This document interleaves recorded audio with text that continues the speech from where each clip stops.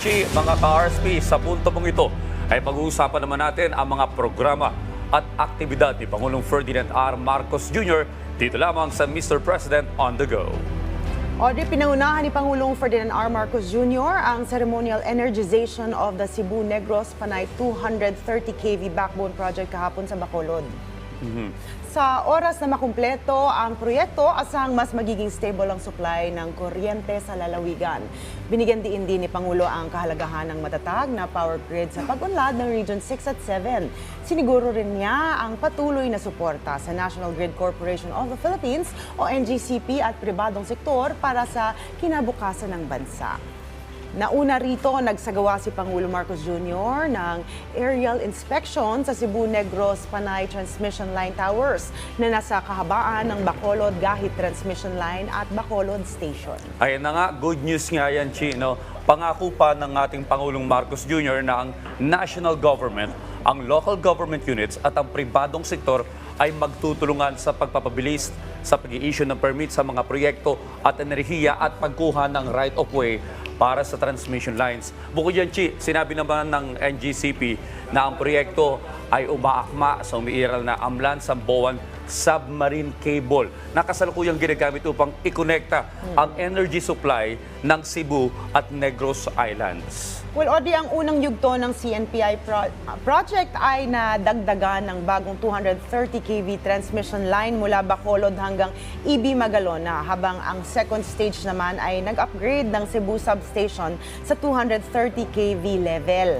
Ang proyekto ay binubuo rin ng 670 transmission towers na sumasaklaw sa 442 circuit kilometers ng overhead lines, 98.9 circuit kilometers ng submarine cables na may 10 bagong substation at ang pagpapalawak ng dalawang existing major substations.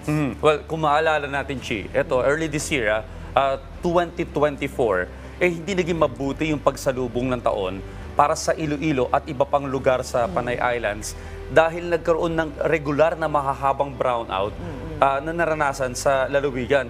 Hindi ko malilimutan, Chi, nung naging phone patch interview natin noon kay Iloilo City Mayor Jerry Treñas dito sa RSP mismo, na talaga namang dismayado ang alkalde at nanawagan ng tulong mula sa national government.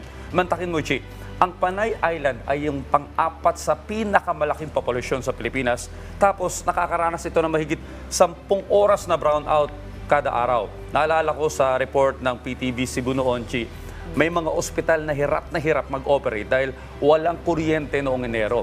Ang dami ding negosyo, yung malaki ang naging pagkalugi. Ayon po sa datos na nakalap ni Pangulong Marcos Jr., ang pagkawala ng kuryente sa Panay noong Enero ay nagdulot ng halos 3.8 billion pesos na halaga ng pagkalugi sa ekonomiya ng Iloilo. Bagamat good news po itong proyektong ito sa mga kababayan natin, partikular sa Panay Islands, hinihimok pa din ng ating Pangulo ang mga pribadong kumpanya na mamuhunan sa mga subgrid ng Negros at Panay upang matugunan ng riyon ang mga pangangailangan nito sa enerhiya. Mga kababayan, habang lumalaki po ang populasyon at bumibilis ang takbo ng ekonomiya, kakibat din ito ay yung pagpapalawak ng pagsusupply ng kuryente. Walang rehiyon na makakamit ang isang maunlad na ekonomiya kung hindi sapat ang sistema ng electric transmission ito. Tama, Audrey. Kaya hanggang dyan na muna ang hatid naming talakayan ngayong araw ng Martes. Abangan ulit sa Webes ang iba pang update patungkol sa ating Pangulo. Dito pa din sa Mr. President on the Go.